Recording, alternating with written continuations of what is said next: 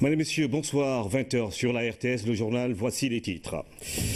D'ici 2 à 3 jours, le marché va être inondé de moutons. Propos du ministre de l'élevage et des productions animales, Aminata Mbengue, a été sur l'axe Rufisque-Diamniadio-Mbour-Sandiara.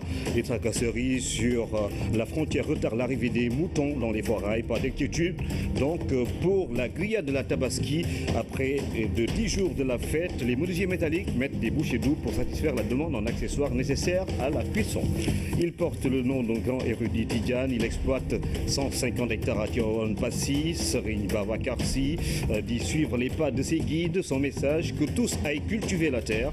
Même tonalité chez Serigne Moustapha Lahrambake.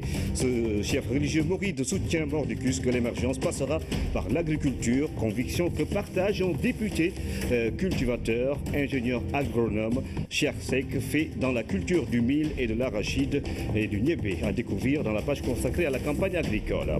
Une ville des chaussures en label et plus d'1 milliard de chiffre d'affaires par an, Gaye Mekhe. Le nom de cette ville a fait le tour du Sénégal grâce à ses artisans réputés grands cordonniers.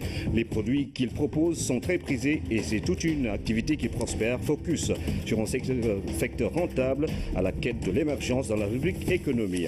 Il doit sa renommée à la couleur de son lac rose, mais ce n'est pas la seule attraction dans ce site touristique que le rallye Paris-Dakar a également rendu célèbre avec ses dunes de sel et de sable. Sa plage, l'une des plus propres du Sénégal, le lac Redba, retrouve ses couleurs dans la série ce soir. Une lagune, celle de saumon entre eau douce et salée, tout un décor qui attire les regards. C'est de couleurs du Sénégal. Bonsoir à tous. Le cadre de vie du quartier Néma de Ziguinchor va bientôt changer. La restructuration de ce site qui est resté longtemps non loti sera enclenchée dans les prochains jours. L'assurance est du ministre du Renouveau urbain, de l'Habitat et du cadre de vie. En visite dans la ville, Diène Farbassar a inauguré le premier espace vert de la ville, Moussa Mané. L'endroit peut servir de cadre d'étude pour tout chercheur, tellement les conditions sont réunies. Habitat lâche et précaire, promiscuité, absence d'un réseau d'assainissement, de services sociaux de base tels que routes, écoles. En un mot, c'est un quartier dont les règles d'urbanisme primaire ne sont pas respectées. D'où le cri du cœur des populations pour une amélioration du cadre de vie. Mais je sais qu'aujourd'hui, nous sommes satisfaits et nous sommes contents. Et nous sommes rassurés que ça va se faire. Nous n'avons jamais reçu un ministre pour ce problème-là. Nous comptons sur vous et nous comptons sur le président de la République. Il y a quelques mois, ces populations étaient réunies sur cette place lors d'un forum pour réfléchir sur l'avenir de leur quartier. Aujourd'hui, elles entrevoient le bout du tunnel parce que rassurées que leurs doléances seront prises en compte par le ministre du Renouveau urbain, de l'Habitat et du cadre de vie. Vous êtes la porte du bonheur de ces populations. Et je sais, votre engagement et ma conviction est que vous porterez ce combat à nos côtés et que le président de la République vous donnera les moyens nécessaires pour que nous puissions permettre à ces populations de vivre décemment. Situé sur un espace aéroportuaire, le quartier de Néma 2, où les champs côtoient les maisons, va voir son cadre de vie amélioré. Déjà, des études sont menées dans un premier temps et des options sont envisagées. Je suis venu, c'est vrai, en mission pour les inondations, mais je vais en profiter pour faire le travail qui m'a été demandé par le président de la République, voir les possibilités de restructuration du quartier Néma. Restructurer signifie réorganiser le quartier, c'est-à-dire créer les conditions de développement du quartier en ouvrant les voies et en créant aussi des zones d'équipement, des zones réservées aux équipements. Maintenant, l'autre composante de notre intervention consistera à régulariser foncièrement ce quartier. Faisant d'une pierre deux coups, le ministre Diène Farbassar a inauguré le premier jardin de la gouvernance, un espace vert qui entre dans le programme spécial Ville verte pour l'emploi. Dans le cadre donc, de notre collaboration avec la ville de Ziguinchor, il est prévu la signature d'un protocole d'accord qui permettra de valoriser encore cela en mettant en installant ici des kiosques, en installant ici des heures de jeu pour les enfants. Et l'exploitation, n'est-ce pas, de ces produits-là va permettre en tout cas d'apporter des ressources financières qui vont permettre en tout cas de pouvoir en tenir ce projet-là. Le ministre se veut pragmatique un jour après son passage dans certains quartiers de la commune où des points critiques entre le sommet des populations. Canal Périssac, Cité Kansaoudi, Pont Colobane, ce sont là les premiers sites où l'opération est déclenchée. L'autorité assure que tous les endroits visités seront aménagés pour atténuer la souffrance des populations. durant cet hivernage. Une nouvelle réglementation régit désormais le secteur du fer à béton. La loi est entrée en vigueur depuis le 29 août. La réunion du Conseil national de la consommation a été l'occasion pour le ministre en charge du commerce d'exposer les contours de cette réglementation. Alassane Diédhiou. Depuis le 29 février 2016, le secteur du fer à béton, et par ricochet celui du bâtiment, est régi par une nouvelle réglementation par arrêté interministériel. Un arrêté qui est entré en vigueur depuis le 29 août 2016. Cette nouvelle réglementation a deux objectifs essentiels. Le premier, c'est la sécurité des consommateurs sénégalais. Mais également, le deuxième objectif, c'est l'accompagnement, la sauvegarde de notre tissu industriel dans le secteur. Parce que rappelez-vous qu'il y a au moins une dizaine d'entreprises qui sont spécialisées dans la fabrication du fer à béton. Et je crois que cette rencontre d'aujourd'hui qui nous a permis justement d'échanger sur cette nouvelle réglementation, et je rappelle qu'il fixe les normes sur les caractéristiques physiques, mais également les tolérances sur la longueur du fer, sur le diamètre. À l'origine de cette décision interministérielle prise par le ministère en charge du commerce et celui de l'industrie, l'effondrement de nombreux bâtiments, conséquence d'une qualité douteuse du fer à béton. Le manque d'organisation du secteur encouragé par une absence de contrôle de conformité de la production et le non-respect des normes de fer à béton importées ont eu pour résultat la déstabilisation de ce secteur de la métallurgie que l'on sait stratégique pour notre économie. D'où la décision du gouvernement de prendre des mesures techniques et de sauvegarde. Cette nouvelle réglementation est entrée en vigueur depuis le 29 du mois d'août. Et naturellement, les services du ministère en charge du commerce, les services de la douane et l'ensemble des laboratoires d'essai sont mobilisés pour une application stricte et rigoureuse de cette nouvelle réglementation qui, je le rappelle encore, améliorera la sécurité des consommateurs sénégalais à travers les chantiers d'immeubles, d'autoroutes, de ponts qui sont au Sénégal, mais également accompagner le tissu industriel. Face au Conseil national de la consommation, qui, rappelons-le, est une instance consultative, le ministre en charge du commerce a instruit les organes de contrôle d'être fermes sur le contrôle de la conformité. En visite en Chine, le président de la République a rencontré ce jeudi les investisseurs de Guangdong. Entre audience et forum économique, le chef de l'État a mobilisé le secteur privé de cette province. Ces opérateurs économiques chinois vont investir notamment dans le parc industriel et la zone économique spéciale de Diass. Oumar Nying. À Guangdong, la promotion de l'investissement au Sénégal a eu son effet. Alors que l'APIC se déroule avec une trentaine d'entreprises chinoises, le président de la République en reçoit d'autres à côté. Thomson Group est le premier à passer. Il s'intéresse à la filière arachidière. On sait que le Sénégal est le pays qui fabrique l'arachide le plus dans le monde. On a six usines en Chine et on fait la conversation avec monsieur le président pour négociation. Power Construction Corporation of China. Les responsables du groupe connaissent bien le Sénégal.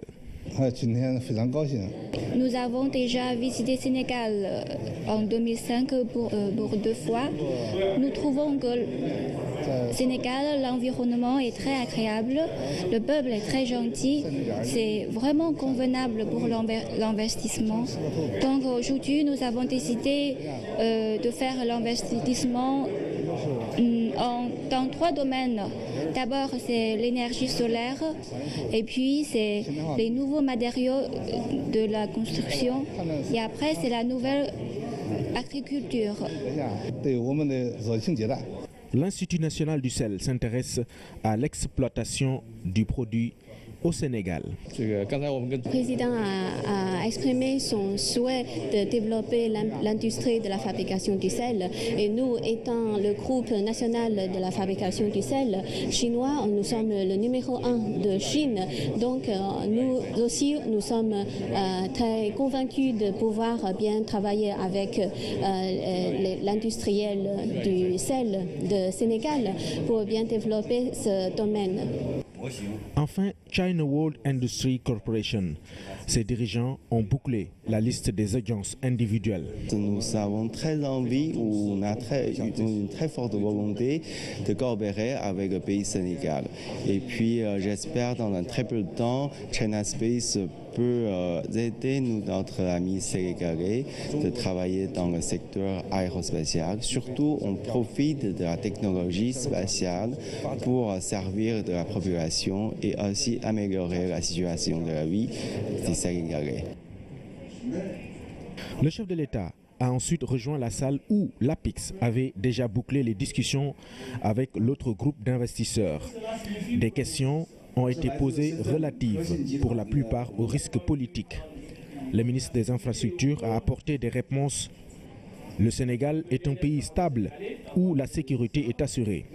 Avec une économie dynamique, 6% de taux de croissance, il a comme avantage sa position stratégique en Afrique de l'Ouest. Explication bien comprise, mais il fallait plus d'assurance aux investisseurs chinois. Ce qui va vous couvrir, c'est d'abord la relation bilatérale entre la République populaire de Chine et la République du Sénégal. C'est là où va résider la stabilité de la relation.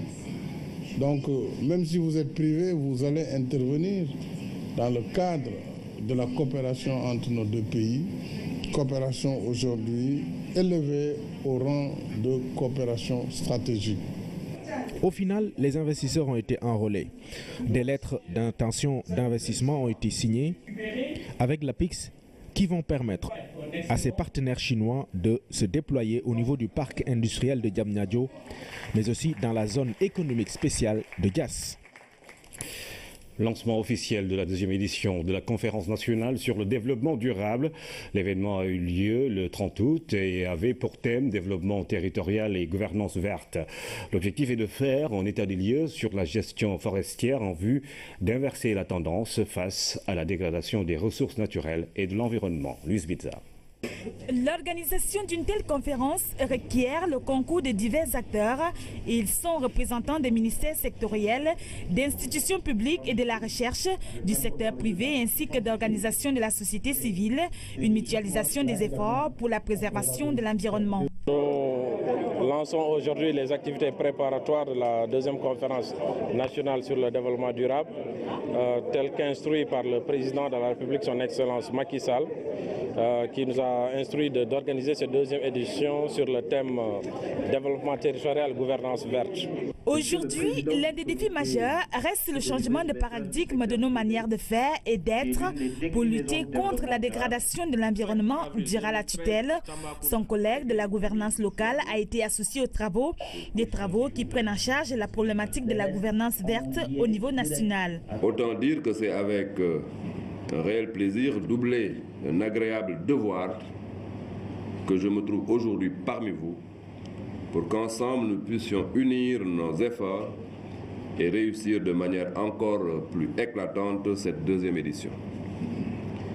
Le thème de cette année, à savoir développement territorial et gouvernance verte, fait de mon département ministériel un partenaire privilégié au regard des attributions qui sont les siennes.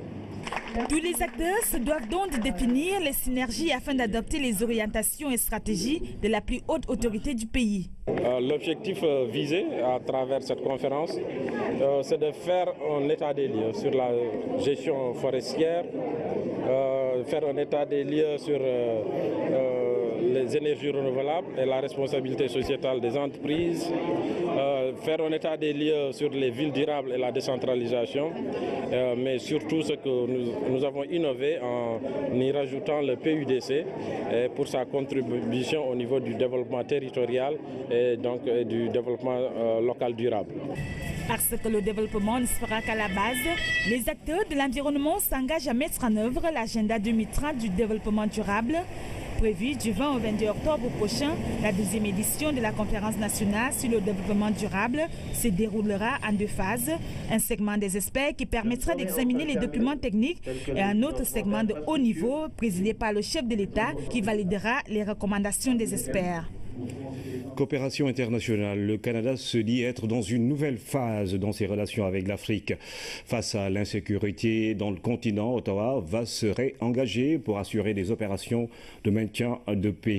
Pour sa première tournée en Afrique, le ministre canadien du Développement international et de la francophonie a réaffirmé l'engagement de son pays à soutenir le Sénégal pour un changement qualitatif de son économie.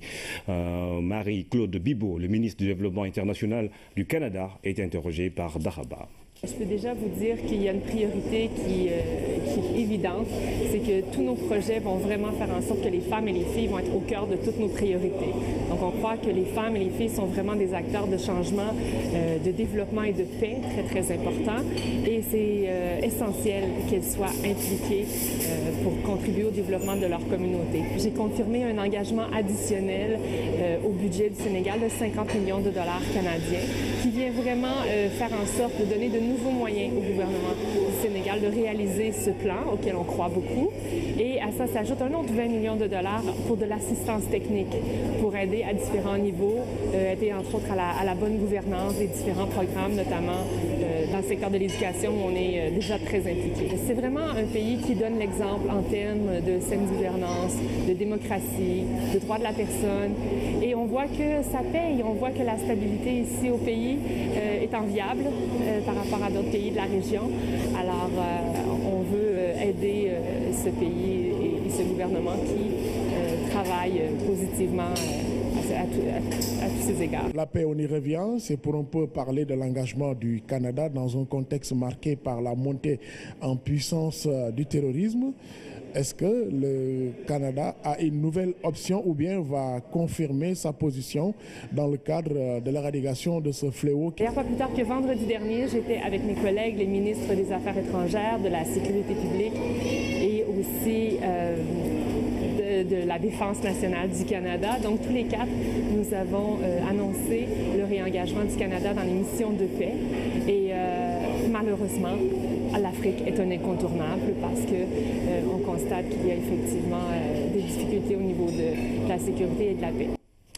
Éducation, promotion des femmes et maintien de la paix, l'intégralité de cet entretien que le ministre canadien du Développement international et de la francophonie a accordé à la RTS dans nos prochaines émissions. Le Sénégal va bénéficier du projet Bon Départ. Il est financé par la coopération canadienne et concerne prioritairement les jeunes filles. L'objectif de cet ambitieux projet qui concerne près de 10 pays est de lutter contre l'anémie. L'investissement est de presque 2 millions de dollars canadien. L'annonce est du ministre canadien du Développement international qui était à Noto Djobas, Omar Tiawa. C'est sous une fine pluie que la ministre canadienne du Développement international a foulé le sol recouvert d'un tapis herbacé de Noto Djobas dans la région de Thiès. Au début de ma carrière, quand j'ai terminé mes études, j'ai travaillé dans le développement international pendant 10 ans et j'ai vécu au Bénin. Et je suis très contente aujourd'hui de revenir sur le continent africain. Elle revient en Afrique comme ministre avec pour mission rediriger l'aide canadienne vers les populations les plus défavorisées. Elle s'adresse à un groupe de jeunes filles au poste de santé de la localité. La lutte contre l'anémie et la malnutrition est en ligne de mire des autorités canadiennes. Le projet Bon Départ est lancé au Sénégal. Le Bon Départ vise à améliorer la santé, la nutrition et surtout aussi le développement des jeunes filles et des femmes. Principalement les adolescentes à l'école, c'est un premier choix, mais rien ne nous empêche, si on a de nouvelles ressources, avec le leadership du gouvernement, d'aller au-delà de l'école. Cela représente un investissement de 1,7 million de dollars canadiens pour sa mise en œuvre au Sénégal. Le projet mis en œuvre par Micronutriment Initiative du Canada compte supplémenter 2,1 millions de filles au Sénégal en 5 ans. Une supplémentation en fer et en acide folique, ce qui devrait faire reculer le spectre de l'anémie. L'anémie et les autres effets de la malnutrition sont une barrière au plein épanouissement des femmes et des filles, donc une barrière au développement de nos communautés et du Sénégal. Le gouvernement du Canada salue le leadership du Sénégal en matière de nutrition et renforce ainsi ses capacités de riposte. Derrière les élans de générosité de la ministre, on perçoit nettement l'engagement humanitaire. Nous avons compris, en vous observant tout à l'heure avec les jeunes filles, qu'il s'agit d'un engagement d'abord personnel, avant d'être un engagement du peuple canadien. Beaucoup de femmes et d'adolescentes souffrent d'une malnutrition occulte et cachent des signes d'anémie pouvant compromettre la procréation. Ce projet va intervenir dans 9 pays et se fixe un objectif de 50 millions de femmes. Une assemblée générale sur les mutuelles de santé s'est tenue à Guédiawaye. Les autorités administratives veulent sensibiliser les populations des 5 communes du département pour une adhésion massive à la couverture maladie universelle, ce qui permet d'accéder aux soins de santé de qualité à Wanyaya. L'adhésion des populations de Guédiawaye à la couverture maladie universelle est une réussite. L'Assemblée générale constitutive de l'Union départementale des mutuelles de santé de Guédiawaye va permettre de dérouler des stratégies. L'agence de la CMU a appuyé les populations à mettre en place des mutuelles de santé au niveau des communes. Le slogan, c'est au niveau de chaque commune qu'on ait au moins une mutuelle de santé. Ce processus nous a conduit dans le département de Guédiawaye à mettre en place 9 mutuelles de santé. Après avoir mis en place ces mutuelles de santé, il a fallu les accompagner dans la mise en place d'une union départementale. C'est tout le sens de la cérémonie d'aujourd'hui. La CMU, c'est l'accès aux soins de santé de qualité pour les populations. C'est une satisfaction de manière générale, en tout cas pour nous. Depuis son lancement en 2013, il y a pas mal d'actions qui ont été menées, notamment le lancement en tant que tel, à l'occasion duquel tous les maires étaient conviés et c'était un engagement général et depuis ce jour, il y a la mise en œuvre de ces engagements respectifs. Il y a quelques temps, nous n'avions qu'une seule mutuelle, par exemple, je prends le cas de Ndiarim Lewan que je connais plus, qu'une seule mutuelle. Aujourd'hui, nous sommes à 2 mutuelles, avec possibilité d'avoir une 3e mutuelle parce que les gens sont en train de s'engager. Maintenant, ce que moi je voudrais dire peut-être au nom des maires, c'est de manifester notre engagement total à accompagner les mutuelles. Parce que c'est vrai qu'il y a des choses que nous devons faire, nous en sommes conscients. C'est vrai également que tous les matins, surtout tous les maires de la banlieue en général, c'est des maires qui sont là et qui dans leur bureau, dans leur maison, sont en train de faire du social, on n'y peut rien. Il y a plein d'ordonnances, bon, entre autres, mais si on parvient à faire en sorte d'inscrire le maximum de gens au niveau du mutuel, je crois qu'on aura gagné un grand pari. Satisfaction totale des autorités depuis le lancement de la CMU en 2013. L'objectif est d'atteindre une couverture de 75% en 2017. La mise en place du bureau permettra de sensibiliser les populations pour une meilleure adhésion aux mutuelles de santé. Les relations du Sénégal avec les institutions parlementaires de la CEDEAO, de l'UEMOA et de l'Union européenne, quelle synergie d'action entre les ministères compétents? C'est le thème qui a réuni différents départements ministériels et parlements sous-régionaux. La rencontre a été co-organisée par l'Assemblée nationale, les ministères des Affaires étrangères, de l'économie, des finances, du plan, de l'intégration africaine et celui du travail. Fatimata Banelba. Des parlementaires africains issus de la CEDEAO, de l'UEMOA et de l'Union africaine, ainsi que des représentants de différents ministères se sont réunis à Dakar. Ils veulent instaurer une collaboration franche et une coopération efficace entre ces institutions parlementaires et les ministères compétents. La préoccupation première qui nous réunit tous aujourd'hui est donc le renforcement d'un état de droit avec une administration organisée et méthodique pour une bonne gouvernance. Les différentes réformes qui, depuis les indépendances, ont fait évoluer les compétences et les prérogatives des ministères concernés ont été faites pour une recherche d'efficacité et d'efficience pour améliorer la cohérence et les performances. Tous les acteurs présents à cette rencontre espèrent renforcer davantage le leadership du Sénégal sur le plan sous-régional. Comme nous le savons tous, depuis son indépendance, le Sénégal s'est résolument engagé dans la réalisation de l'unité africaine et a joué un rôle majeur dans le processus de sa réalisation. Ce travail a été renforcé et appuyé par son Excellence, Monsieur le Président de la République, qui a fait de la consolidation de ses acquis et de l'intégration africaine un des leviers de sa politique étrangère. Monsieur le Président de la République a aussi grandement œuvré à élargir le leadership de notre pays au niveau africain. À l'heure où le Sénégal préside le Parlement de la CEDEAO, ce séminaire est l'occasion de renforcer la position et les capacités d'intervention dans le cadre de la diplomatie parlementaire. Pas moins de 1600 paires de chaussures fabriquées quotidiennement, en chiffre d'affaires annuel qui dépasse le milliard. Ce n'est nulle part ailleurs qu'à Ngaye Mékhé, dans la région de Thiès. La localité garde jalousement un label qui crée aujourd'hui beaucoup d'emplois et de richesses. C'est le sujet de la rubrique économie avec Aram Dawa. Des chaussures qui font saillie dans un décor urbain, l'image ne peut renvoyer qu'à Ngaye. En plus de porter l'empreinte d'artisans locaux, ces chaussures ont la particularité de sous-tendre l'essentiel de l'économie de cette partie de la région de Thiès. Ngaye 160 ateliers moo fi nekk. Ngaye compte 160 ateliers. Chaque atelier a entre 5 et 10 travailleurs. 17. Chaque atelier confectionne aussi au minimum 10 paires de chaussures par jour. Cela fait 1600 paires par jour. 1600 paires par jour. 3000 francs CFA est le prix moyen de ces chaussures. Le reste n'est qu'arithmétique. Les 1600 paires produites par jour rapportent en moyenne 4 800 000 francs CFA de chiffre d'affaires, 144 millions le mois, plus d'1 milliard l'année. Une création de richesse sans commune mesure pour cette ville.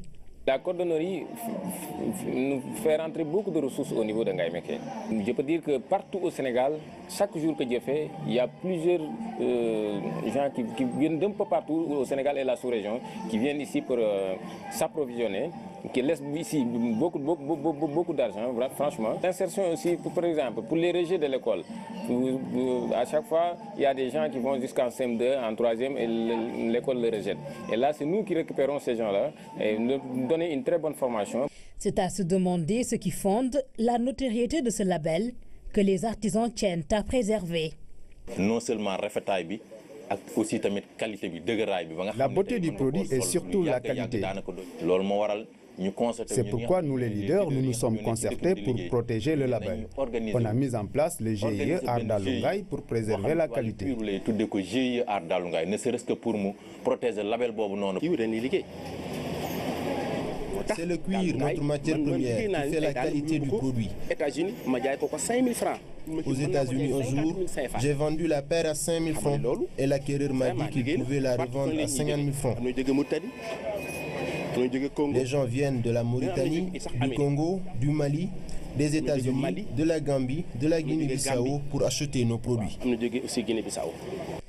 Oumar peut témoigner des échos du label.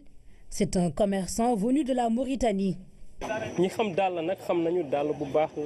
Les clients apprécient le produit. Ils savent que ce sont des chaussures solides. Ils m'attendent même avec impatience pour passer leur commande. Il faut remonter loin dans le temps pour comprendre l'origine de cette expertise dans le cuir. L'histoire de Mékhé commence depuis l'avènement des damels, les 33 damels au Cayor. Les damels avaient besoin des oudés, comme on les appelle, les cordonniers, parce qu'ils fabriquaient des chaussures, ils fabriquaient des selles. Alors, étant donné qu'autour de Mékhé, il y avait Kouré Dial, Kouré Loukouk, Kouré Dior, Kouré Dek, ces différentes maisons des cordonniers vraiment gravitaient autour de Mékhé. Et avec l'avènement de la traite de l'arachide, Mékhé est devenu vraiment une zone où l'artisanat du cuir a pris son envol. Aujourd'hui, ce sont des centaines d'artisans qui vivent de l'activité. Elle aurait pu mieux leur rapporter si la matière première ne leur faisait pas si souvent défaut. La qualité du cuir que nous vendons, nous n'avons pas d'entreprise qui la fabrique ici. Si je reçois aujourd'hui une commande de 300 paires de chaussures d'une même qualité, je serai incapable de satisfaire cette demande. Je serai obligé de mélanger les couleurs. Nous remercions au passage le chef de l'État pour la journée de l'artisanat organisée à Ngaye et le CEDAF qu'il a créé pour nous. Grand merci aussi à Youssou Ndour qui a encouragé les Sénégalais à acheter les chaussures de Ngaye. Ces marques de soutien reçues ces dernières années confortent leur espoir de plus faire décoller le label d'Alungai. Un centre de commercialisation est même en cours de réalisation pour leurs produits. Ngai, fierté d'une région, fierté d'un pays, à l'économie émergente. La rubrique économie, c'est tous les jeudis. La DPME a officiellement démarré ce matin une caravane de sensibilisation sur le concours national de business plan. Les inscriptions sur la plateforme ont débuté depuis le 12 août et se poursuivent jusqu'au 12 septembre prochain. Tout porteur de projet de nationalité sénégalaise peut postuler sur le site www.businessacademy.sn et les 150 meilleurs seront primés. Dame Silla. Avec cette caravane, la DPME vient de franchir une nouvelle étape dans sa stratégie de communication et de sensibilisation sur le concours national de business plan. Des équipes ont été déployées sur le terrain pour faire connaître au grand public le sens et la quintessence de cette initiative qui vise à primer les 150 meilleurs projets retenus au terme du concours. Le concept de Business Academy, c'est pour encourager les jeunes à innover. Et on a 3 étapes. Une première étape, c'est celle qui a commencé maintenant, entre le 12 août et le 12 septembre, avec comme objectif que les gens s'inscrivent simplement sur la plateforme en donnant leurs idées. On ne leur demande pas à court terme de donner des exemples, de faire des business plans, mais on leur demande de poster des idées. Pour la première édition du concours national de business plan qui se tient du 12 août au 12 septembre prochain, la DPME souhaite toucher par la communication de potentiels entrepreneurs et identifier des milliers de projets. À plus d'une semaine de la clôture, les résultats obtenus dans ces domaines sont très satisfaisants. On a aujourd'hui 2 900 000 personnes qui suivent le projet via les réseaux sociaux. Et je pense que ça, c'est des choses qui sont extrêmement intéressantes. Ça prouve qu'il y a une vraie demande. À cela s'ajoute qu'à l'heure où je vous parle, nous avons 4100 personnes qui sont déjà inscrites. Ça signifie qu'ils ont déjà des projets qui sont en cours de maturation. Et sur ces 4100 personnes, nous en avons déjà 1400 qui ont posté leur projet. Donc c'est extrêmement encourageant. Et l'objectif, c'est de faire en sorte qu'on puisse accélérer ce mouvement et faire en sorte qu'on ait de plus en plus de compatriotes qui s'inscrivent. Toute personne de nationalité sénégalaise âgée de 18 à 50 ans, résidente au Sénégal ou à l'étranger et porteur de projet, peut déposer sa candidature via la plateforme web www.businessacademy.sn. 700 candidats seront présélectionnés et formés à l'issue des inscriptions et 150 parmi eux recevront un prix pouvant atteindre 25 millions de francs CFA. L'élection des hauts conseillers, une nouveauté au Sénégal. Le scrutin est prévu le 4 septembre. Un scrutin qui est régi par une loi organique. Si besoin en est, appel est fait au code électoral pour respecter toutes les normes requises pour un vote. Ce soir, nous évoquons les prérogatives de cette loi assez spécifique avec Maman Moussagnan. Pour la première fois, le Sénégal organise ce genre de scrutin. Un contexte particulier qui a nécessité la mise en place d'une loi organique pouvant garantir toutes les conditions normales d'une bonne organisation de ce vote. C'est la loi organique 2016-25 du 14 juillet 2016 et c'est cette loi organique qui modifie le code électoral et qui est relative à l'élection des hauts conseillers.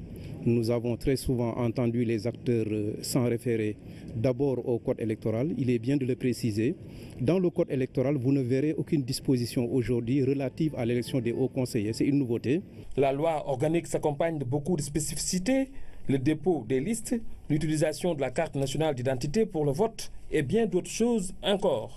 Lors du dépôt des listes, l'analyse s'est faite en 2 temps. Il y a eu une réception matérielle, mais également une analyse par la suite. Il y avait une recevabilité matérielle et une recevabilité juridique. Une autre nouveauté dans cette loi organique, c'est que le jour du scrutin, les électeurs n'utiliseront pas leur carte d'électeur.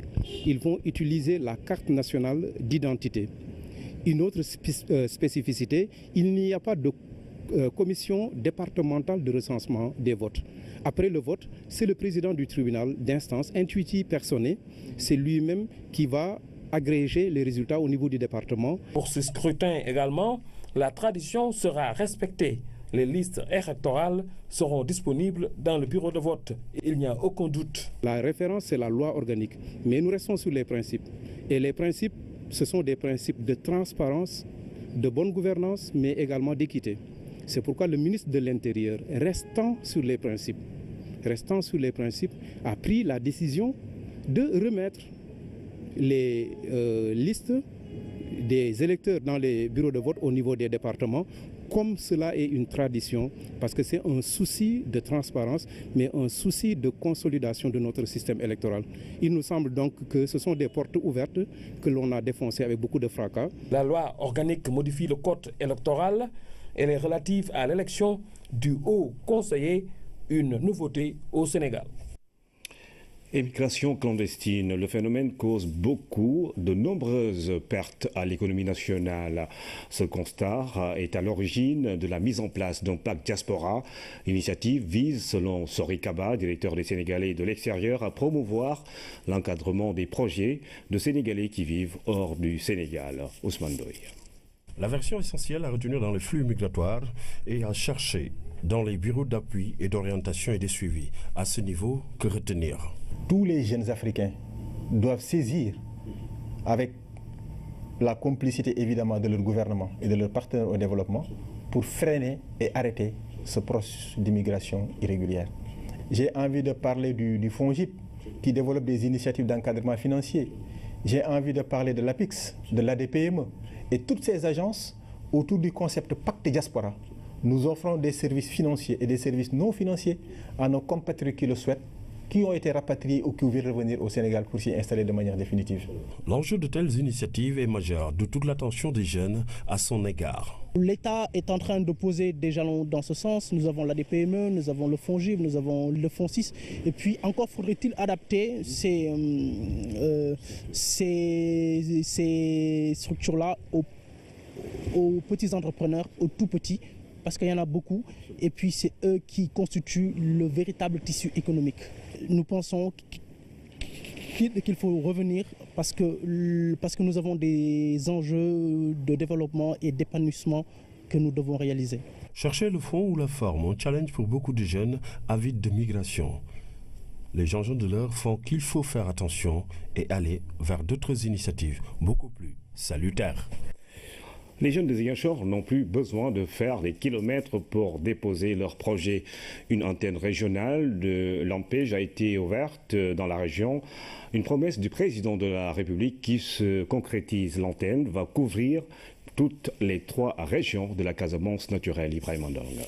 L'acte a un double sens. D'abord, il symbolise le respect de la parole donnée du chef de l'État, mais aussi offre des opportunités aux jeunes de la Casamance naturelle. L'ouverture de cette antenne régionale revêt donc une grande importance. Un plaisir pour la jeunesse de Ziguinchor, parce que sous l'impulsion du ministre de la Jeunesse et la diligence du directeur général de l'ANPEJ, qui ont décidé de faire corps à la vision du chef de l'État, qui consiste à la territorialisation des politiques publiques.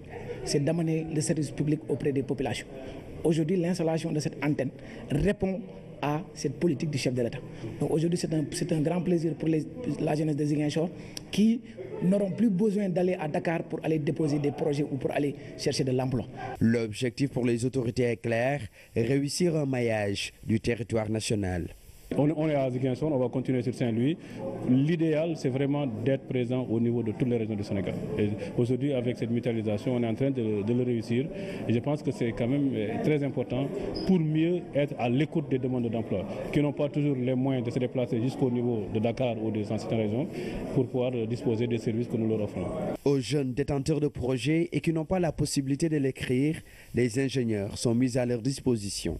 Parfaitement, au niveau de chaque plateforme, nous avons des conseils en emploi et des conseils en auto-emploi. Les conseils en emploi, ils accueillent les demandes d'emploi, les inscrivent sur la base de données et les orientent en fonction de leurs possibilités d'insertion.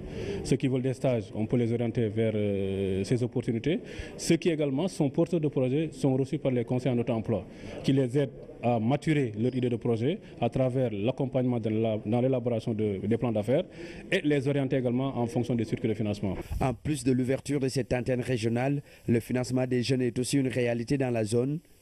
Et c'est avec beaucoup de joie que Ibrahim Mbalo reçoit la clé de son tracteur.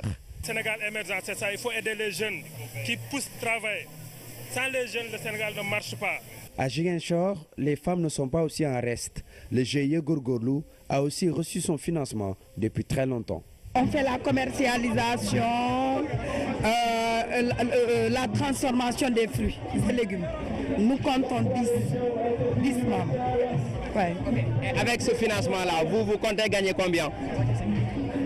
Ah, ça, on ne saurait vous le dire tout de suite parce que les donnes changent régulièrement, donc on ne peut pas vous dire ça.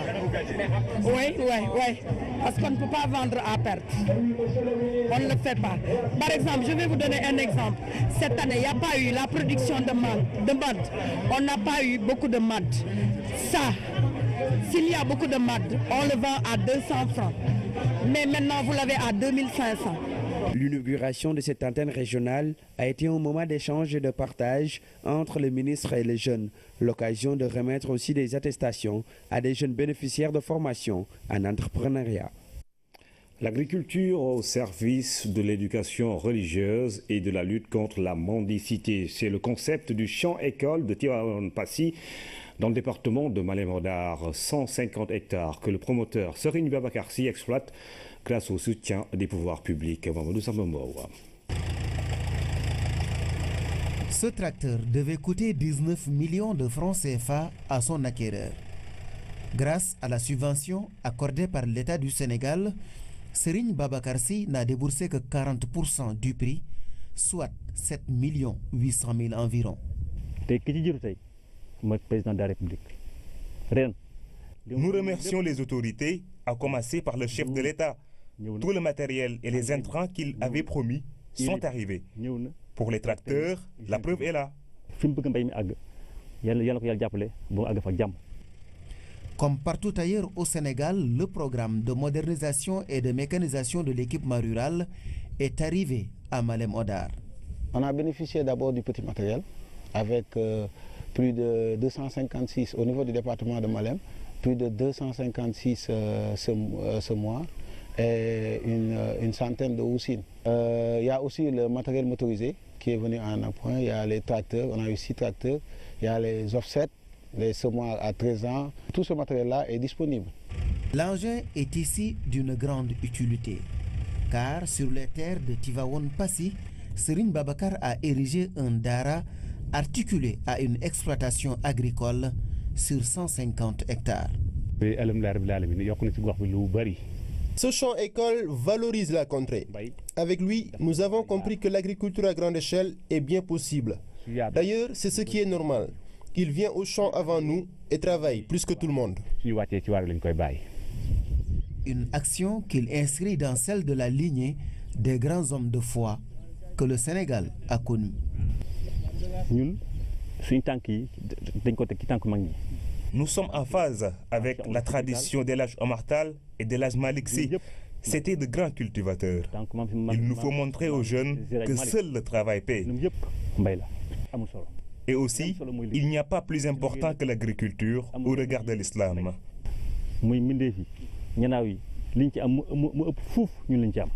L'agriculture est donc ici au service de l'éducation, notamment l'éducation religieuse.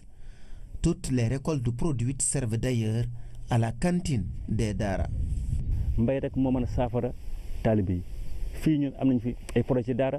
En tout cas, ceux qui ne s'adonnent pas à l'agriculture seront obligés de mendier. Il n'y a que l'agriculture qui peut enrayer la mendicité des talibés. Ce que nous voulons, nous, c'est la fin de la maltraitance. Que tous les maîtres de Dara et tous les guides religieux aillent cultiver la terre. Ce qui cadre avec la politique nationale de protection de l'enfance et la lutte contre la mendicité.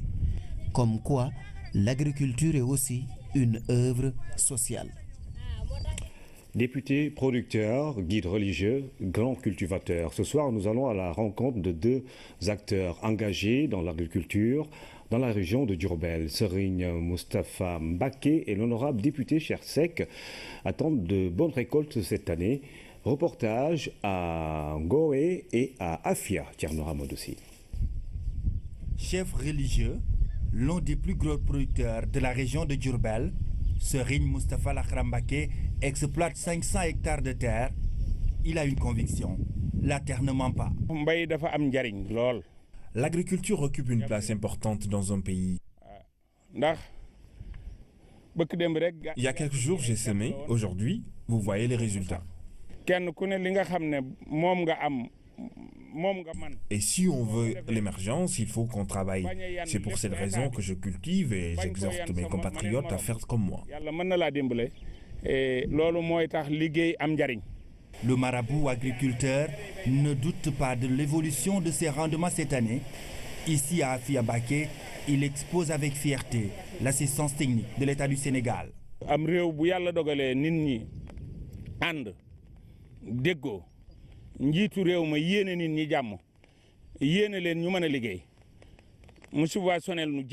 Nous sommes unis. Le chef de l'État nous soutient. Il a subventionné tous nos besoins. Donc forcément, on ira de l'avant.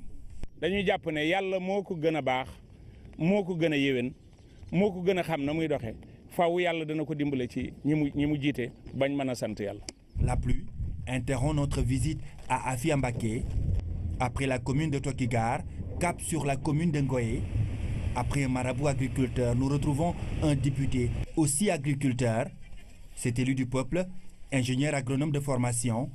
Ici, il exploite 15 hectares d'arachides. Les travaux champêtres sont surveillés de très près. Pendant l'hivernage surtout, je suis là tous les week-ends. Je viens souvent le vendredi et je retourne le lundi. Je m'occupe donc de mes champs sur le terrain. Physiquement, je ne laisse pas comme ça.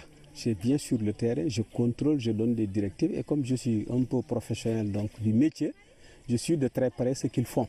J'utilise un système donc, de jachère. Cette année, c'est l'arachide. L'autre année, je fais du mil. Parfois, je repose aussi donc, la terre pour permettre une régénération donc, du sol, pour ne pas l'exploiter trop. Et j'avoue qu'il arrive des moments où je peux avoir des pics de rendement jusqu'à 1 tonne à l'hectare. Cette année, le déficit pluviométrique n'inquiète pas trop. Les cultures poussent convenablement. On a eu un démarrage de l'hivernage un peu plus tardif, peut-être d'1 semaine par rapport à l'année dernière. Sur le plan des pluviométries recueillies aussi en termes de hauteur de pluie, on a globalement une pluviométrie déficitaire par rapport à l'année dernière. Aujourd'hui, sur les 19 postes que compte la région, il y en a une quinzaine qui sont déficitaires. Mais la bonne nouvelle par rapport à ça, c'est que jusqu'à présent, ce déficit n'a pas encore d'effet sur les cultures. Moi, il m'a été donné depuis 1 semaine, 10 jours de faire le tour de la région. Mais jusqu'à présent, il n'y a pas d'exploitation où je suis passé où il y ait un constat de stress hydrique au niveau des cultures. L'autre aspect, c'est qu'également, comme vous le voyez ici, on a un bon niveau de développement. De l'arachide à perte de vue, du mil et du niébé, les champs de Diourbel se portent bien, selon les techniciens de l'agriculture, pour de bons rendements. L'espoir est permis. Pas encore une grande affluence dans les foirailles de Sandiara, Mbour, Diamniadio et Rufisque. Ces 4 villes ont reçu la visite du ministre de l'Élevage et des Productions Animales. Aminata Mbengue rassure les Sénégalais sur l'approvisionnement du marché. Le point sur les préparatifs de la Tabaski 2016 sur cet axe qu'empruntent les moutons pour allier Dakar, c'est avec Abassou. Les 100 000 têtes de moutons qui transitent par Sandiara ont fait de cette localité un maillon important de la chaîne de distribution. Une des raisons pour le conseil municipal d'expliquer au ministre de l'Élevage et des Productions Animales l'ambitieux projet de la commune. Le grand foirail qui nous permettra maintenant d'avoir un abattoir ultra moderne avec des cliniques vétérinaires d'une part, mais aussi avoir un centre commercial où tous les éleveurs peuvent s'approvisionner en moutons, en ovins, en caprins. Aussi les commerçants de Dakar pourraient venir et également un parc de vaccination. Ce projet sera érigé sur ce site de 10 hectares visité par Aminata Mbengue qui a échangé avec les éleveurs locaux et mauritaniens. Les retards du ravitaillement du marché ont été passés au peigne fin. À la frontière, des centaines de camions sont stationnés. Et cela est lié aux tracasseries. Nous pensons que des dispositions vont être prises pour faciliter l'accès.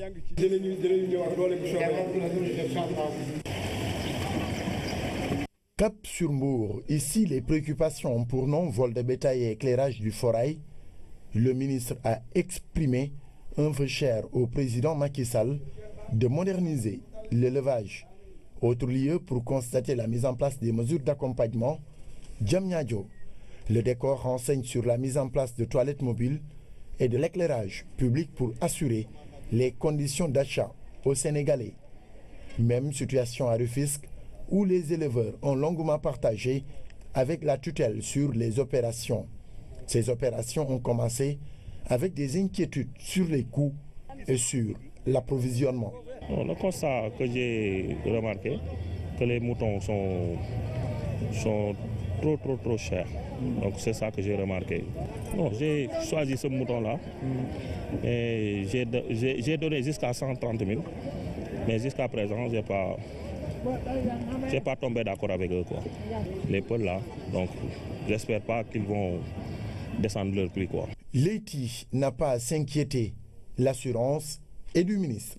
Le Sénégal est en train d'être approvisionné et je suis sûr que d'ici 2 à 3 jours, ils vont voir que le marché va être inondé de moutons. Vous rassurez les Sénégalais pour avoir visité en même temps que nous les différents forails, donc au niveau du département de Mbour et ici aujourd'hui au niveau du département de Rufisque. L'autosuffisance en moutons prônée par le chef de l'État dans le cadre du plan Sénégal émergent est à notre portée et à leur portée. Parce que c'est eux-mêmes qui veulent porter ce programme du chef de l'État pour qu'on puisse arriver à l'autosuffisance. En attendant l'approvisionnement correct du marché dans les prochains jours, l'ambiance est encore timide dans certains forails à une dizaine de jours de l'Aïd el-Kébir. Préparatifs de la Tabaski, nous y restons. Vous l'avez sans doute remarqué, certaines rues de Dakar servent de lieu d'exposition, d'accessoires pour la grillade le jour J. À Rebeuss, par exemple, les choses s'accélèrent pour terminer à temps les commandes. Toutefois, les clients se font encore désirer. Aminata Mbengfal. La Tabaski approche à grands pas et certaines rues de Dakar annoncent déjà la couleur. Sur la VDN, les trottoirs servent de lieu d'exposition, d'accessoires, de grillades. L'activité marche petit à petit. Il nous arrive de vendre 1 à 2 fourneaux par jour. Peut-être d'ici quelques jours, ça ira mieux. À Rebeuss, où se trouve le quartier général des fabricants de ces ustensiles, c'est la course contre la montre pour finir à temps les commandes. Nous sommes dans la fabrication de grillages et de fourneaux. Il y en a ceux qui sont destinés à des commandes et d'autres que nous vendons sur place. Ici sont exposés de part et d'autre tourne-broches, grillages, fourneaux ou encore barbecue. Ce que vous voyez là a une profondeur de 60 cm, l'autre 40. On peut y mettre un mouton entier ou bien la moitié. Les prix varient en fonction de la dimension du barbecue ou encore du grillage. Les prix des grillages varient entre 1000 et 2500 francs. Pour les barbecues, il y en a 35 000, 40 000 et 25 000 francs. Pour les rares clients trouvés sur place, les articles coûtent cher. C'est trop cher. Ils ont augmenté les prix. Je voulais le barbecue, mais c'est à 25 000 francs. Donc, je me contente de cette tourne-broche. La Tabaski, une période où fabricants et vendeurs d'accessoires de grillade se frottent les mains. Mais cette année, à quelques jours de la fête, les clients se font encore désirer. C'est l'un des bijoux qui embellit et qui vend la destination Sénégal. Sa spécificité suscite curiosité et émerveillement. Le lac Rose ou le lac Redba, c'est de ce site dont il s'agit. En cette période d'été, la destination revit, même si ce n'est pas comme à l'époque avec le rallye Paris-Dakar, événement qui a participé à la promotion de ce site touristique avec ses dunes de sel, de sable et depuis quelque temps, ses dromadaires. Philomène Constance Cagne. Des dromadaires, on en voit rarement au Sénégal et quand l'occasion se présente, on s'essaye à les monter.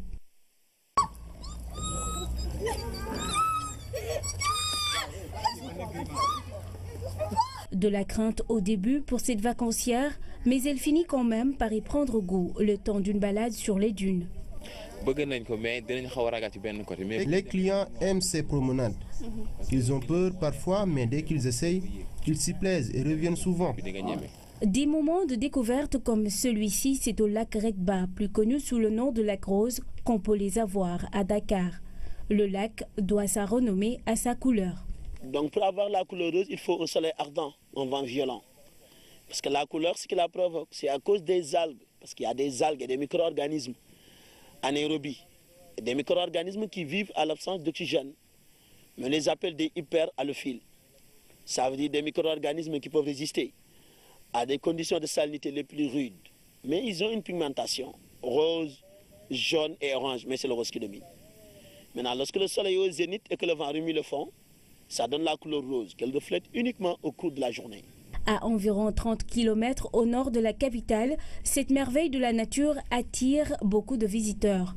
Pour sa couleur, certes, mais surtout pour l'activité d'extraction de sel. C'est déjà très grand, c'est immense. Et puis y a des reflets, il ne fait pas trop chaud pour l'instant, donc c'est assez sympa. Et non, c'est impressionnant. Il y a beaucoup de pirogues, énormément de montagnes de sel. Et c'est génial, je trouve, c'est sympa. Avant, c'était un bras de la mer. Parce que la mer, elle est tout juste derrière les dunes à 800 mètres. Avant, il y avait des poissons, des coquillages qui vivaient ici. Le lac était comme l'eau de la mer. En fait, le lac était beaucoup plus grand que ça, 32 km² de superficie. Mais le Sénégal a passé une grande sécheresse et les dunes, c'est ce qui a fait la séparation. Maintenant, le lac fait 5 km de long, 800 mètres de large. 4,2 km² de superficie, 12 km de périmètre. Mais jusqu'à présent, la mer vient, mais souterrainement, par infiltration. C'est pourquoi tout autour du lac, si vous creusez, vous avez de l'eau douce. Pourtant, le lac Rose ne tire pas plein profit de tous ses atouts. Selon quelques acteurs touristiques, la situation serait due à l'enclavement. Ça fait plus de 10 ans que ça ne va pas comme avant. Hein. C'est vraiment... C'est un peu mort, quoi, on peut dire.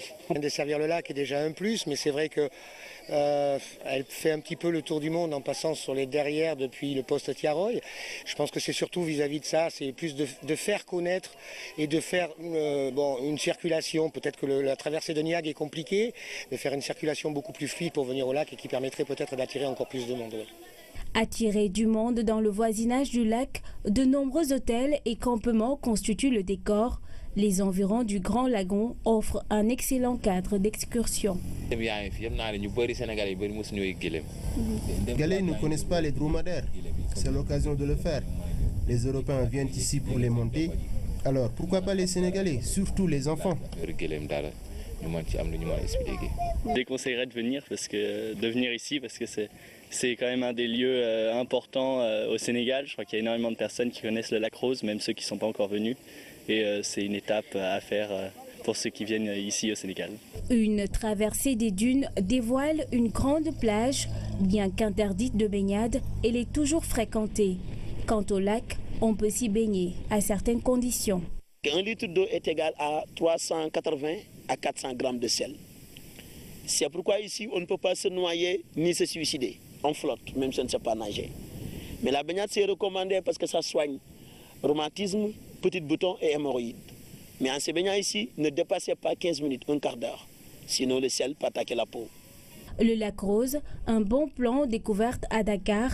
Valorisé comme c'était le cas du temps du rallye Paris-Dakar, dont il était l'ultime étape, ce site pourrait redevenir l'une des destinations les plus colorées du Sénégal.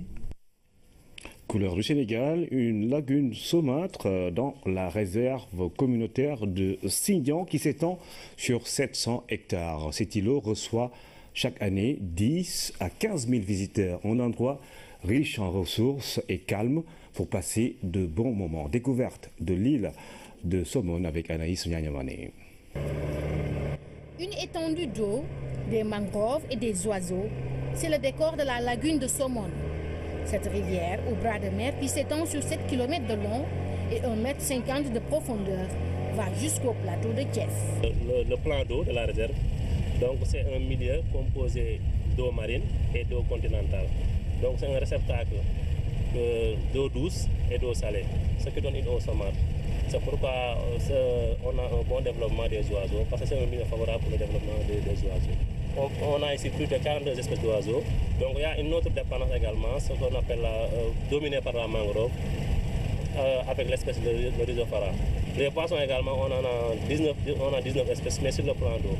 Créée en 1999, cette première réserve communautaire accueille des milliers de visiteurs par an. C'est une réserve également qui couvre 700 hectares et la rivière également 7 ans sur 7 km. En moyenne, on reçoit 15 000 visiteurs par année. Oui, en moyenne 15 000. D'horizon, quels sont? D'horizon, bon, il y a beaucoup d'Européens. Le climat, la quiétude et les fruits de mer. Autant d'atouts qui attirent les touristes. Somone, on ne connaissait pas. On nous a indiqué une lagune qui était très sympathique et ma foi, on ne regrette absolument pas parce que l'endroit est vraiment idyllique. C'est magnifique et le restaurant est délicieux. C'est impeccable. Et on a partagé dorade et mérou avec des frites. C'était succulent. La tranquillité et encore c'est propre. Donc c'est pourquoi je suis venu ici.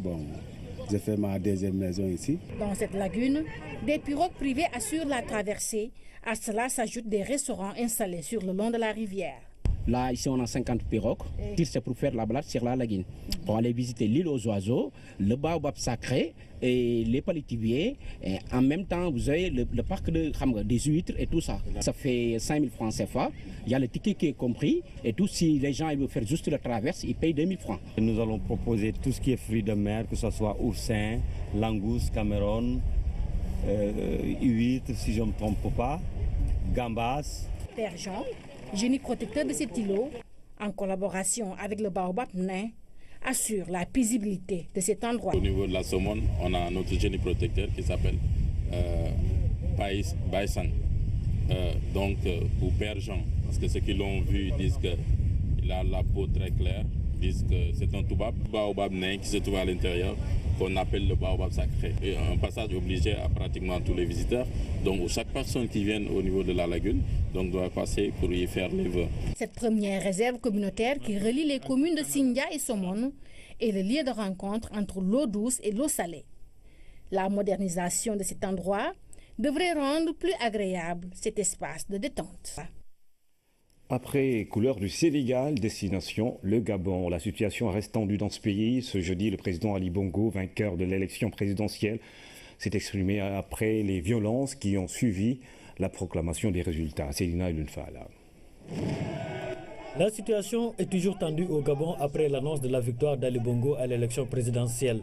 Les forces de sécurité gabonaises quadrillent ce jeudi Libreville après une nuit de pillage et de meurtres meurtrières.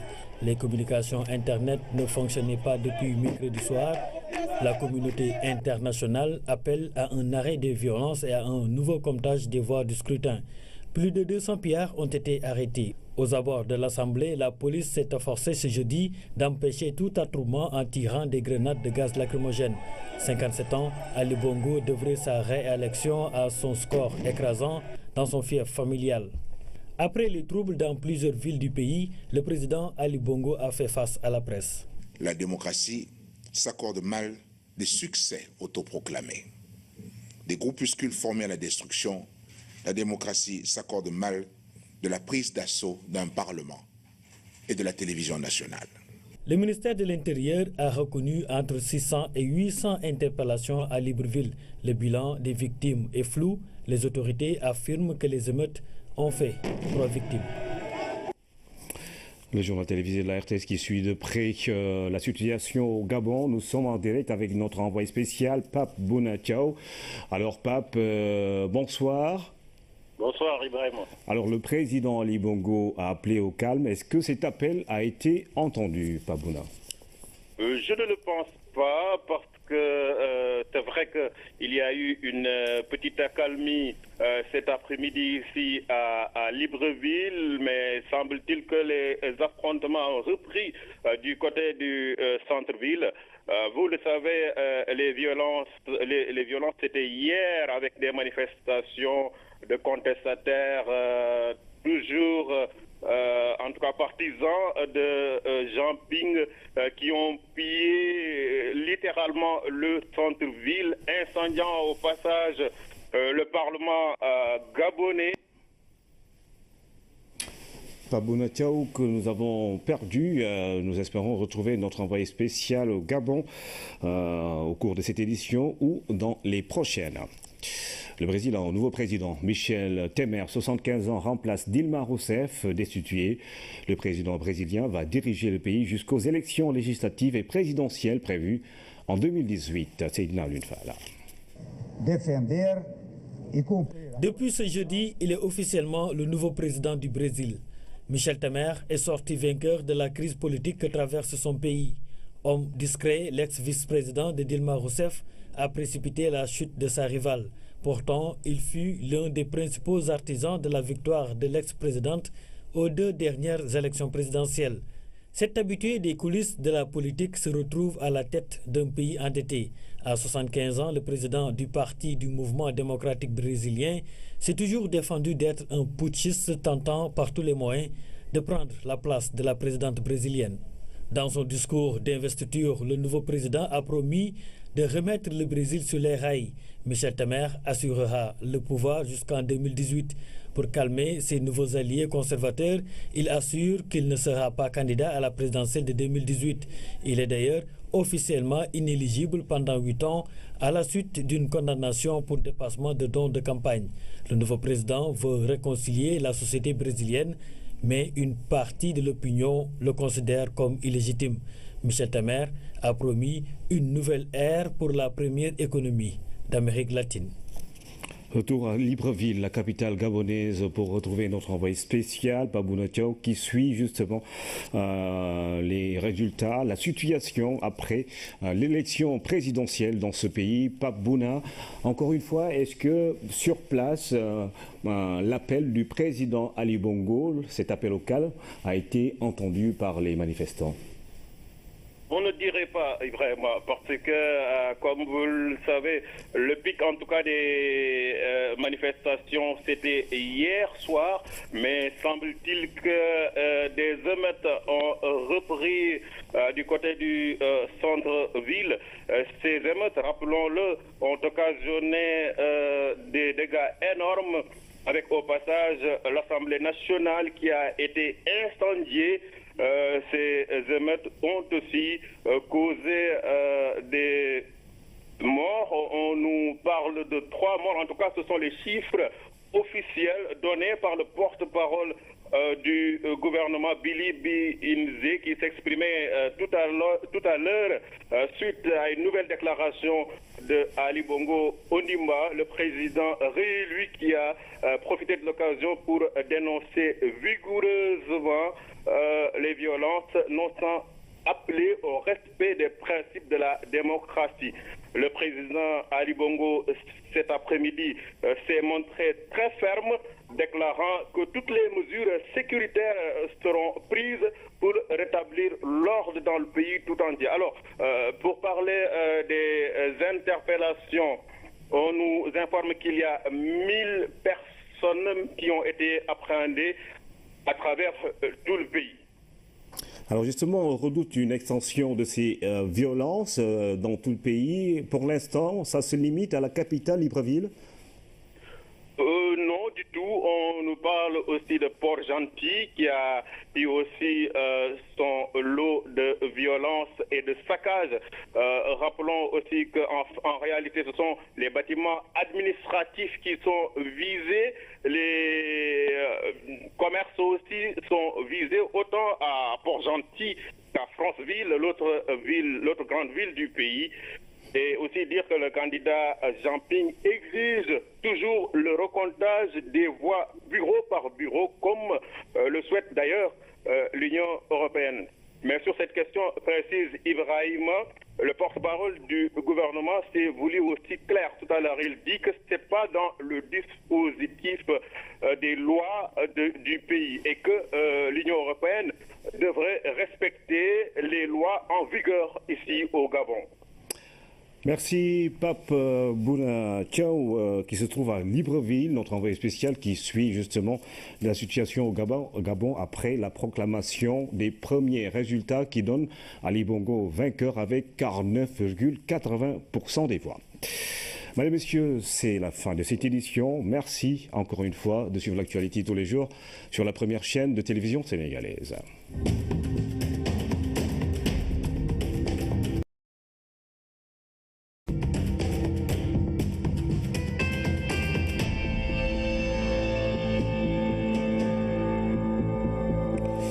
Mesdames et messieurs, bonsoir. 20h sur la RTS, le journal, voici les titres. D'ici 2 à 3 jours, le marché va être inondé de moutons. Propos du ministre de l'Élevage et des Productions Animales, Aminata Mbengue, était sur l'axe Rufisque-Diamniadio-Mbour-Sandiara. Les tracasseries sur la frontière retardent l'arrivée des moutons dans les forails. Pas d'inquiétude. Donc, pour la grillade de la Tabaski, après de 10 jours de la fête, les menuisiers métalliques mettent des bouchées doubles pour satisfaire la demande en accessoires nécessaires à la cuisson.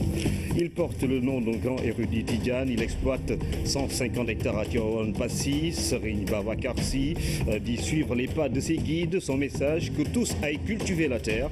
Même tonalité chez Serigne Moustapha Lahrambake. Ce chef religieux mouride soutient mordicus que l'émergence passera par l'agriculture. Conviction que partage un député cultivateur, ingénieur agronome. Cheikh Seck fait dans la culture du mil et de l'arachide et du niébé. À découvrir dans la page consacrée à la campagne agricole. Une ville des chaussures en label et plus d'1 milliard de chiffre d'affaires par an, Gaï Mekhe. Le nom de cette ville a fait le tour du Sénégal grâce à ses artisans réputés grands cordonniers. Les produits qu'ils proposent sont très prisés et c'est toute une activité qui prospère. Focus sur un secteur rentable à la quête de l'émergence dans la rubrique économie. Il doit sa renommée à la couleur de son lac rose, mais ce n'est pas la seule attraction dans ce site touristique que le rallye Paris-Dakar a également rendu célèbre. Avec ses dunes de sel et de sable, sa plage, l'une des plus propres du Sénégal, le lac Redba retrouve ses couleurs dans la série ce soir. Une lagune, celle de saumon, entre eau douce et salée, tout un décor qui attire les regards. C'est de couleurs du Sénégal. Bonsoir à tous. Le cadre de vie du quartier Nema de Ziguinchor va bientôt changer. La restructuration de ce site qui est resté longtemps non loti sera enclenchée dans les prochains jours. L'assurance est du ministre du Renouveau urbain, de l'Habitat et du cadre de vie. En visite dans la ville, Diène Farbassar a inauguré le premier espace vert de la ville, Moussa Mané. L'endroit peut servir de cadre d'étude pour tout chercheur, tellement les conditions sont réunies. Habitat lâche et précaire, promiscuité, absence d'un réseau d'assainissement, de services sociaux de base tels que routes, écoles. En un mot, c'est un quartier dont les règles d'urbanisme primaire ne sont pas respectées. D'où le cri du cœur des populations pour une amélioration du cadre de vie. Mais je sais qu'aujourd'hui, nous sommes satisfaits et nous sommes contents. Et nous sommes rassurés que ça va se faire. Nous n'avons jamais reçu un ministre pour ce problème-là. Nous comptons sur vous et nous comptons sur le président de la République. Il y a quelques mois, ces populations étaient réunies sur cette place lors d'un forum pour réfléchir sur l'avenir de leur quartier. Aujourd'hui, elles entrevoient le bout du tunnel parce que rassurées que leurs doléances seront prises en compte par le ministre du Renouveau urbain, de l'Habitat et du cadre de vie. Vous êtes la porte du bonheur de ces populations. Et je sais, votre engagement et ma conviction est que vous porterez ce combat à nos côtés et que le président de la République vous donnera les moyens nécessaires pour que nous puissions permettre à ces populations de vivre décemment. Situé sur un espace aéroportuaire, le quartier de Nema 2, où les champs côtoient les maisons, va voir son cadre de vie amélioré. Déjà, des études sont menées dans un premier temps et des options sont envisagées. Je suis venu, c'est vrai, en mission pour les inondations, mais je vais en profiter pour faire le travail qui m'a été demandé par le président de la République, voir les possibilités de restructuration du quartier Nema. Restructurer signifie réorganiser le quartier, c'est-à-dire créer les conditions de développement du quartier en ouvrant les voies et en créant aussi des zones d'équipement, des zones réservées aux équipements. Maintenant, l'autre composante de notre intervention consistera à régulariser foncièrement ce quartier. Faisant d'une pierre deux coups, le ministre Diène Farbassar a inauguré le premier jardin de la gouvernance, un espace vert qui entre dans le programme spécial Ville verte pour l'emploi. Dans le cadre donc, de notre collaboration avec la ville de Ziguinchor, il est prévu la signature d'un protocole d'accord qui permettra de valoriser encore cela en mettant en installant ici des kiosques, en installant ici des heures de jeu pour les enfants. Et l'exploitation, n'est-ce pas, de ces produits-là va permettre en tout cas d'apporter des ressources financières qui vont permettre en tout cas de pouvoir en tenir ce projet-là. Le ministre se veut pragmatique un jour après son passage dans certains quartiers de la commune où des points critiques entre le sommet des populations. Canal Périssac, Cité Kansaoudi, Pont Koloban, ce sont là les premiers sites où l'opération est déclenchée. L'autorité assure que tous les endroits visités seront aménagés pour atténuer la souffrance des populations. durant cet hivernage. Une nouvelle réglementation régit désormais le secteur du fer à béton. La loi est entrée en vigueur depuis le 29 août. La réunion du Conseil national de la consommation a été l'occasion pour le ministre en charge du commerce d'exposer les contours de cette réglementation. Alassane Diédhiou. Depuis le 29 février 2016, le secteur du fer à béton, et par ricochet celui du bâtiment, est régi par une nouvelle réglementation par arrêté interministériel. Un arrêté qui est entré en vigueur depuis le 29 août 2016. Cette nouvelle réglementation a deux objectifs essentiels. Le premier, c'est la sécurité des consommateurs sénégalais. Mais également, le deuxième objectif, c'est l'accompagnement, la sauvegarde de notre tissu industriel dans le secteur. Parce que rappelez-vous qu'il y a au moins une dizaine d'entreprises qui sont spécialisées dans la fabrication du fer à béton. Et je crois que cette rencontre d'aujourd'hui qui nous a permis justement d'échanger sur cette nouvelle réglementation, et je rappelle qu'il fixe les normes sur les caractéristiques physiques, mais également les tolérances sur la longueur du fer, sur le diamètre. À l'origine de cette décision interministérielle prise par le ministère en charge du commerce et celui de l'industrie, l'effondrement de nombreux bâtiments, conséquence d'une qualité douteuse du fer à béton. Le manque d'organisation du secteur en cours. Devoir que je me trouve aujourd'hui parmi vous pour qu'ensemble nous puissions unir nos efforts et réussir de manière encore plus éclatante cette deuxième édition. Le thème de cette année, à savoir développement territorial et gouvernance verte, fait de mon département ministériel un partenaire privilégié au regard des attributions qui sont les siennes. Tous les acteurs se doivent donc définir les synergies afin d'adopter les orientations et stratégies de la plus haute autorité du pays. L'objectif visé à travers cette conférence, c'est de faire un état des lieux sur la gestion forestière, faire un état des lieux sur les énergies renouvelables et la responsabilité sociétale des entreprises, faire un état des lieux sur les villes durables et la décentralisation, mais surtout ce que nous avons innové en y rajoutant le PUDC pour sa contribution au niveau du développement territorial et donc du développement local durable.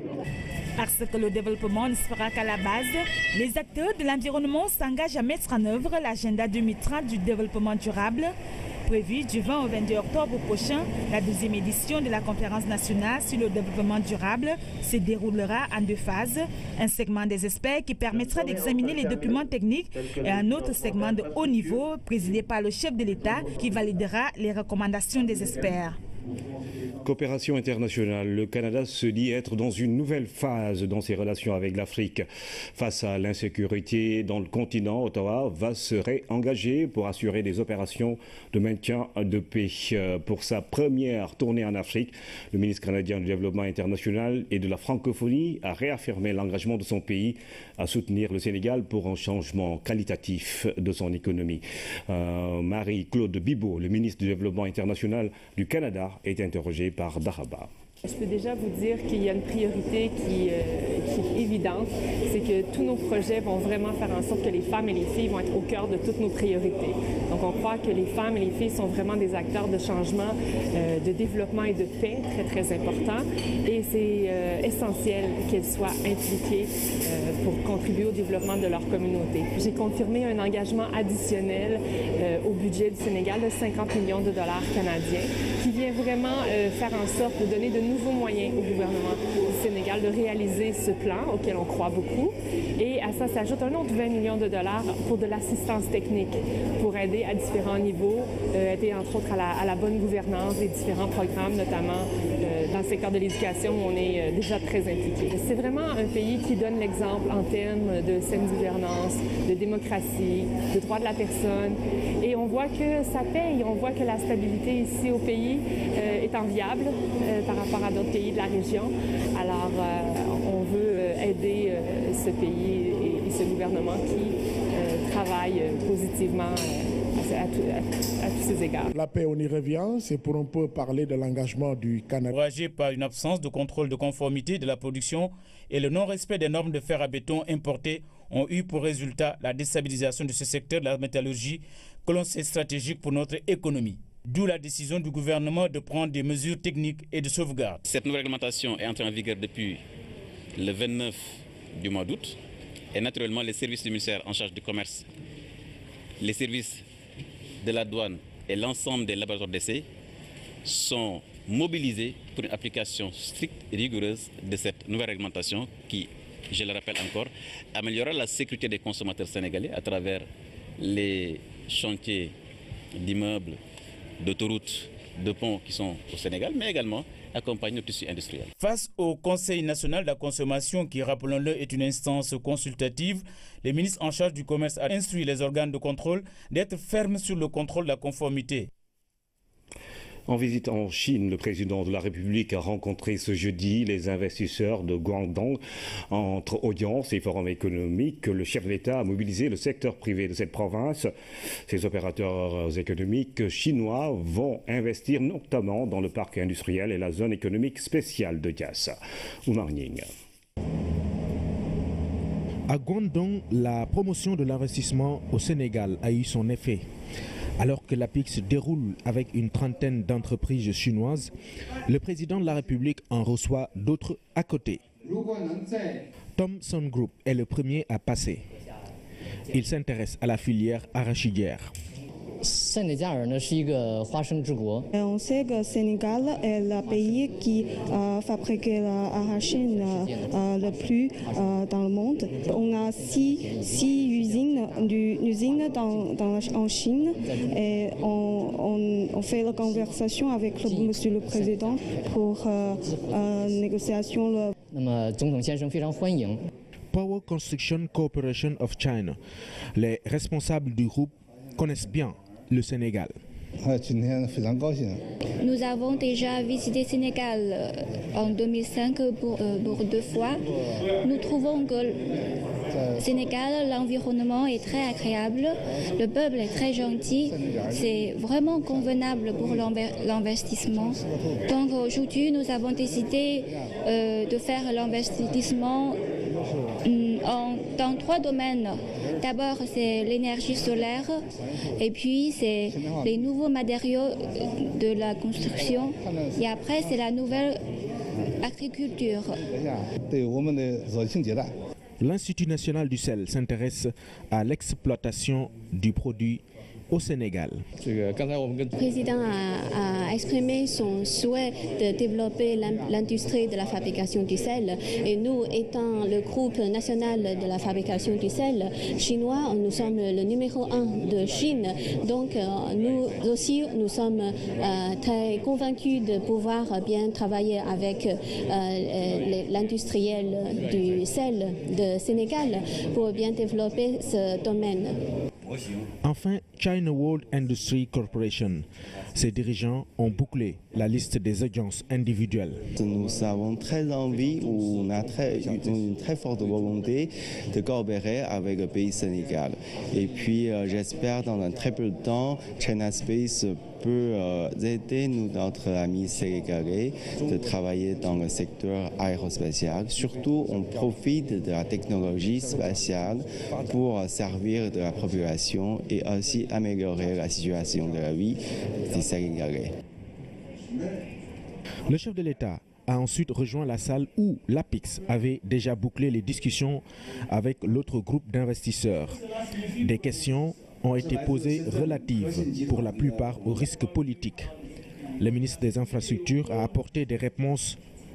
Le Sénégal est un pays stable où la sécurité est assurée. Avec une économie dynamique, 6% de taux de croissance, il a comme avantage sa position stratégique en Afrique de l'Ouest. Explication bien comprise, mais il fallait plus d'assurance aux investisseurs chinois. Ce qui va vous couvrir, c'est d'abord la relation bilatérale entre la République populaire de Chine et la République du Sénégal. C'est là où va résider la stabilité de la relation. Donc, même si vous êtes privé, vous allez intervenir dans le cadre de la coopération entre nos deux pays. Coopération aujourd'hui élevée au rang de coopération stratégique. Au final, les investisseurs ont été enrôlés. Des lettres d'intention d'investissement ont été signées avec l'APIX qui vont permettre à ses partenaires chinois de se déployer au niveau du parc industriel de Diamniadio, mais aussi dans la zone économique spéciale de Diass. Lancement officiel de la deuxième édition de la conférence nationale sur le développement durable. L'événement a eu lieu le 30 août et avait pour thème développement territorial et gouvernance verte. L'objectif est de faire un état des lieux sur la gestion forestière en vue d'inverser la tendance face à la dégradation des ressources naturelles et de l'environnement. Luis Bizza. L'organisation d'une telle conférence requiert le concours de divers acteurs. Ils sont représentants des ministères sectoriels, d'institutions publiques et de la recherche, du secteur privé ainsi que d'organisations de la société civile, une mutualisation des efforts pour la préservation de l'environnement. Nous lançons aujourd'hui les activités préparatoires de la deuxième conférence nationale sur le développement durable, tel qu'instruit par le président de la République, son Excellence Macky Sall, qui nous a instruit d'organiser cette deuxième édition sur le thème développement territorial, gouvernance verte. Aujourd'hui, l'un des défis majeurs reste le changement de paradigme de nos manières de faire et d'être pour lutter contre la dégradation de l'environnement durant la tutelle. Son collègue de la gouvernance locale a été associé aux travaux, des travaux qui prennent en charge la problématique de la gouvernance verte au niveau national. Autant dire que c'est avec un réel plaisir doublé d'un agréable